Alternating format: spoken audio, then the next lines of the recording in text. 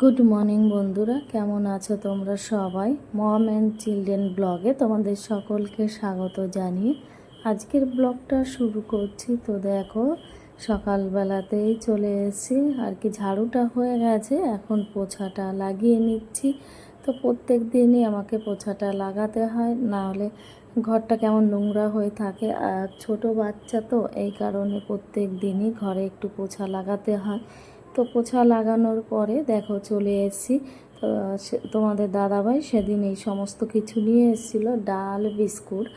তো এগুলো রাখার সময় পাইনি, তা ভাবলাম ছেলে মেয়ে এখন ঘুমোচ্ছে, তো এখন একটু সময় আছে, এগুলো করে নিই। তো দেখো কত কৌটা নিয়ে বসে পড়েছি এগুলো ভরার জন্য। তো যে 2 পদের ডাল ছিল, তো সেই ডাল 2 প্যাকেট 2 কৌটার মধ্যে রেখে দিলাম। এখন থেকে ওই কৌটাটা একটু ভালো করে পরিষ্কার করে নিচ্ছি। এর মধ্যে কাজু ছিল হয়তো, তো সেটা একটু গুঁড়ো পড়েছিল, তাই ওটা আবার পরিষ্কার করে এই পাঁপড়টা ঢুকিয়ে রাখলাম। এই পাঁপড়টা যে কতদিন ধরে পড়েছিল, যে ঢোকাবো ঢোকাবো করে সময়ই পাই না। ফাইনালি আজকে সময় পেয়েছি, তাই এই সমস্ত কিছু নিয়ে বসে পড়েছি। তো এইদিকে আবার এই বড় বিস্কুটের প্যাকেটটার থেকে বিস্কুটগুলো এখন আমি বের করে রাখছি। প্রথম ভাবলাম যে এইভাবেই রেখে দিই, যেভাবে আছে আর কি, পেপারের মধ্যে মোড়া, তো সেইভাবেই রেখে দিই। কিন্তু রাখতে গিয়ে দেখলাম কৌটার মধ্যে আর ধরলো না আর কি, একদম কৌটার মতনই সাইজ। তো সেই কারণে ওগুলো বের করে আবার দেখো, বেশি না, অল্প কটা বিস্কুট আমি বের করে কৌটার মধ্যে রেখে দিলাম। আর বাদ বাকি দেখো এই প্লাস্টিকের মধ্যেই রয়েছে, তো আমি এখন ফ্রিজের মধ্যে রেখে দেব।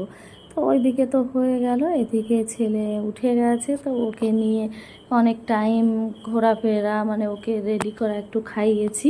তো তারপরে চলে এলাম, দেখো চালের বস্তাটা এনেছে অনেক দিন ধরে, তো এটাও না রাখার সময় হয়নি বলতে, এই বালতির মধ্যে অনেক চাল ছিল, সেগুলো এখন আর কি শেষ হয়ে গেছে। তো সেই কারণে ভাবলাম যে নতুন চালের বস্তাটা এবার খুলি, তো সেই জন্য বসেছি চালগুলো রাখার জন্য। তো দেখো বাটিতে ভরে ভরে রাখছি। আর এইদিকে আমার ছেলে কি করছে, বারবার শুধু বলছে দাও মা আমি করে দিই। তো দেখো, এই দেখো করছে ও। তো এইদিকে আমি আবার চলে গেলাম একটা ওই ভাতের গামলা আনতে, কারণ ওতে আমি না চাল ভিজিয়ে রাখবো। তো সেই জন্য, তো এইদিকে আমি সেই যেটা দিয়ে চাল মাপি সেই গ্লাসটা আর খুঁজে পাচ্ছিলাম না। তো ফাইনালি পেলাম, তো নিয়ে চলে এলাম। তো দেখো এখন আমি চাল, মানে যেইটুকু রান্না করব, তো সেইটুকুই চাল নিয়ে নিচ্ছি। তো নিয়ে এই চালগুলো এখন আমি ভিজিয়ে রাখবো। চালটা আমি 1-2 ঘন্টা ভিজিয়ে রাখি, তাহলে কি হয়, ভাতটা খেতে ভালো হয় আর ভালো লম্বা লম্বা হয়। আর সব থেকে ভালো হয় কি, গ্যাসটা একটু কম পড়ে, তাড়াতাড়ি ভাতটা তৈরি হয়ে যায়। তো দেখো ভিজিয়ে তো আমি চলে এলাম। তো এদিকে তো আমার ছেলে কাজ করেই যাচ্ছে, দেখো আমার থেকে বেশি করে চাল নামিয়ে রাখছে এই বালতিটার মধ্যে। তো ও একবার করছে, আমি একবার করছি। তো বারবার শুধু বলে মা দাও আমি তোমাকে হেল্প করে দিচ্ছি। তো আমার ছেলে না সব সময়ই আমাকে হেল্প করার জন্য আসে। হেল্প করতে যায় মাঝে মধ্যে একটু আর কি আকাশটা হয়ে যায়, কিন্তু কিছু করার নেই, ও ছোট মানুষ, ও বুঝে পারে না।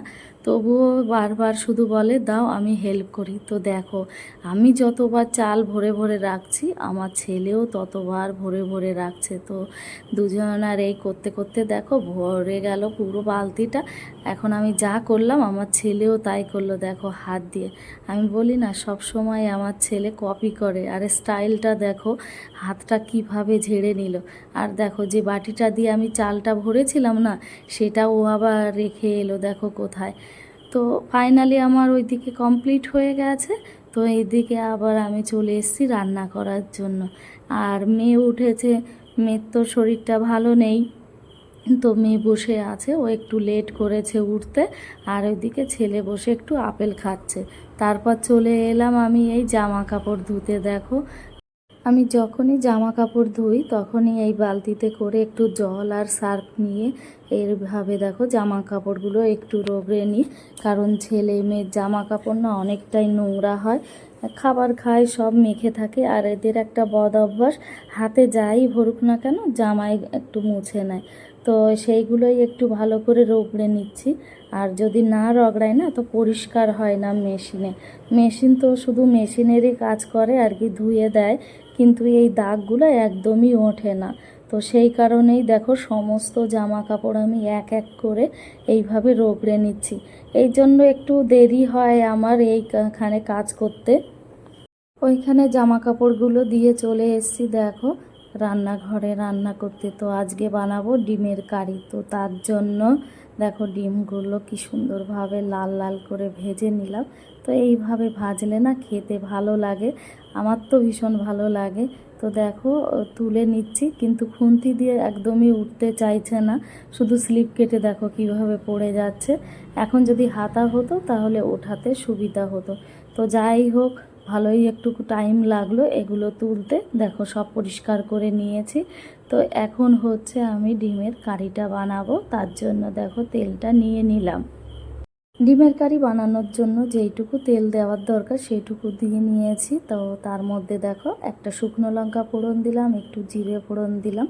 আর এইটা বানানোর জন্য পেঁয়াজটা একটু বেশি করে দিতে হয়, তো সেটাই দিয়ে দিলাম। দেখো অনেকটা পরিমাণেই পেঁয়াজ দিয়েছি, আসলে দিলে খেতে ভালো লাগে।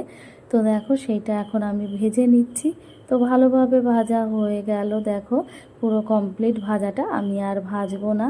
তো এর মধ্যে এখন আমার যা পেস্ট করে রেখেছিলাম মিক্সিতে, তো সেটাই দেখো ঢেলে দিলাম। পেঁয়াজ রসুন আদা এগুলোই দিলাম, আজকে টমেটো ছিল না, তো সেই কারণে টমেটোটা আর দিলাম না। তোমরা দিতে পারো, টমেটোটা দিলে ভালো লাগে। মশলাটা ভালোভাবে কষানো হয়ে গেছে, দেখো জল ঢেলে দিয়ে ডিমটা দিয়ে দিয়েছি। তো রেডি হয়ে গেছে আমার আজকের দুপুরের রান্না। তো বেশি কিছু বানাইনি, উচ্ছেটা ভেজেছি আর ডিমের কারিটাই বানিয়েছি। তো এটা খেতে খুবই সুন্দর হয়েছিল। তো দেখো কালারটা কি সুন্দর এসেছে। আজকের ভিডিওটা আর বেশি বড় করলাম না, এই পর্যন্তই। তোমাদের দেখে যদি ভালো লেগে থাকে তাহলে একটা লাইক শেয়ার কমেন্টস করে দিও।